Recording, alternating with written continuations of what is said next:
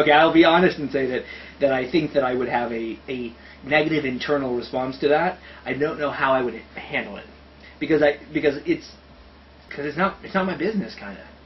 Once he's an adult, and he invites you to his wedding, and it's a really queeny wedding, like if he's like dressed in like a big robe, and the guy comes in dressed like a cowboy on a horse, like that would be rough for me.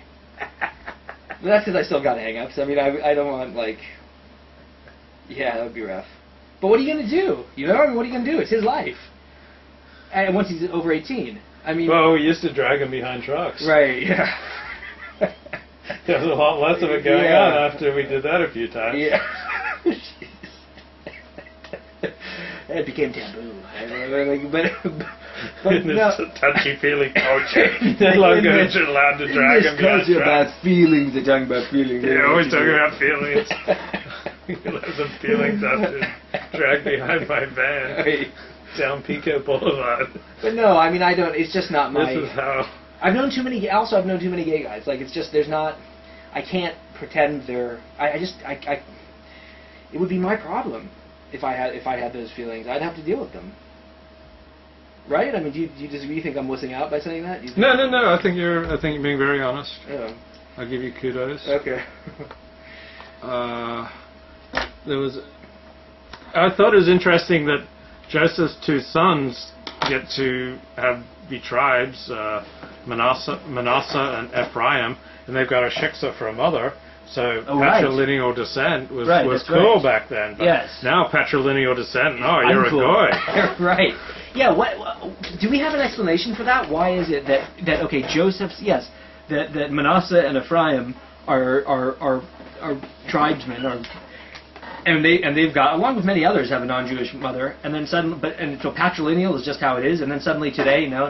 Well, it changed in Talmudic times when Jewish women got raped repeatedly, and so they were no longer so sure of who the lineage was, so they switched to matrilineal descent. It's interesting. You know who else does matrilineal descent? Sorry, it's a slight tangent. A lot of the New York Italian crime families. That your mother has to be 100% Italian, your dad can be half non-Italian, but your mom's got to be pure Italian. And I just noticed that because it was interesting, because you can't get made if you're not. But in any case,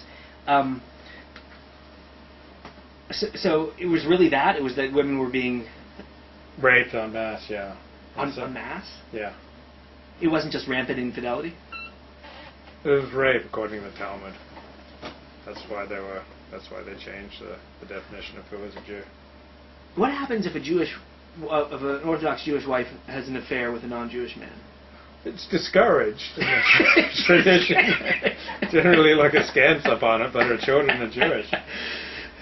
But if she has an affair with like her husband's brother, then I think the children are mamzerim, bastards. Okay. But I don't think the children are bastards if she has an affair with a non-Jew.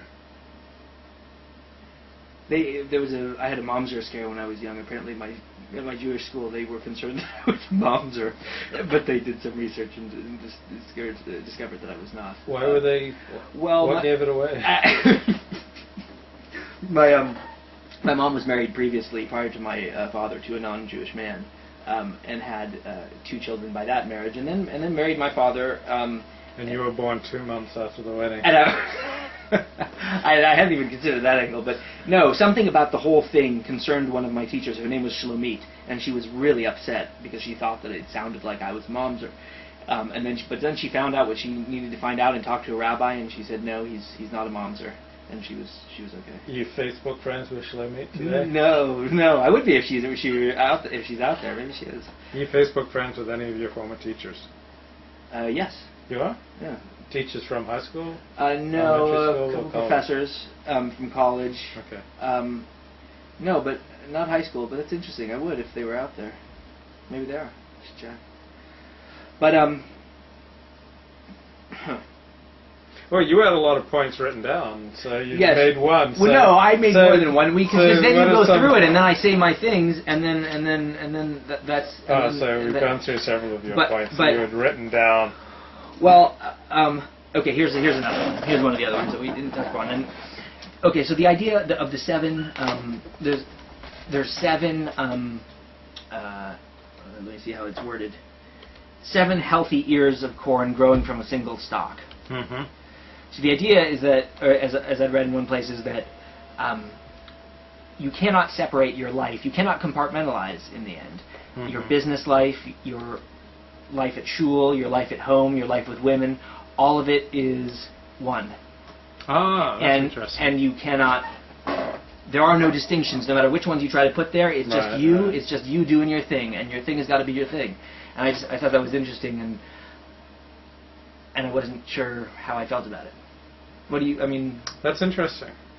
What do you feel like you can in your life? Have you felt able to separate? I don't know. Have you felt the need to separate different parts of your life? I definitely have almost always felt the need to separate different parts of my life. And I've never felt comfortable bringing people from various parts of my life together. In the same way today. Interesting. Because I think I was the same way at some times. I remember mentioning to a... do you mind if I mention that I go to therapy? No, go ahead. Okay, so I do weekly see a therapist. And I mentioned to her that in high school once I had done something very unkind or not thoughtful to a young lady friend of mine, and she came to my house. Good rape. No, it was insensitivity in the aftermath of the therapist notified law enforcement. Right. No, at one point I did ask my therapist what are her legal responsibilities, but in any case, no, I was very insensitive, wildly insensitive in the aftermath of a coupling with this woman, and she came to my house to tell me she thought that my behavior was wrong. Mm-hmm. I told my therapist what bothered me most about that situation was that she had come to my house. Yeah, that would freak me out too. Right. I don't know, it was like I would have been happy to have that conversation with her at school or anywhere else, or I mean whatever, just don't come to my house. And my therapist said, Joey, I see you are in my house right now. I see all my patients in my house. She said, to me it doesn't matter. I'm the same shit everywhere. And I was kind of like, huh. I can dig it. I can't do it, but I can dig it. Like, and so I was thinking about this with the 7 stalks of corn on the single vine. Just whether is that really possible to pull off? Well, some people, a lot of people are integrated people. They're the same wherever they go. Like, integrated people, right? Yeah, they're integrated, but. Well, how did that term pop out of your mouth? Integrated, like because I'm not integrated. I mean, from therapy. You learned that in therapy? Yeah, and after that, I hear it and it sticks to me because I'm definitely not an integrated person. Right. I remember when one of my rabbis heard that I had a live cam, and he said, "Oh, I'll have to pop in and check it out." And I said, "Please give me a warning before you come in." And he said, "Oh, is it one of those?" But like, I would not be comfortable with my rabbi like just being.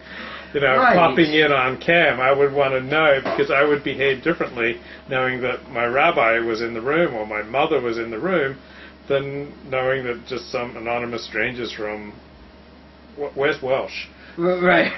Wales. Like, yes. Yeah, so I mean I behave differently towards people who are Orthodox Jews as opposed to everyone else. I behave a little differently towards Jews than non-Jews.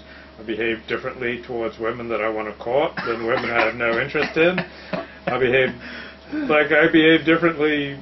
Right. Also, I behave differently if I think I can make money from someone. Right.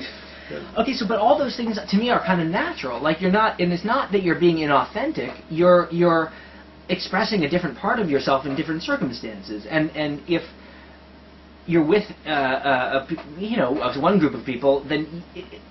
There's a lot of reasons why you wouldn't want the rabbi, maybe why you wouldn't want the rabbi to see it. But one of them is just out of respect for the rabbi. One of them is just, look, I know that's not your thing. It is my thing. I don't want you to have to feel bothered by it, so I'd rather you not, let me know in advance. I remember when I had my party for my memoir, Excommunicated, A Rebel Without a Shul.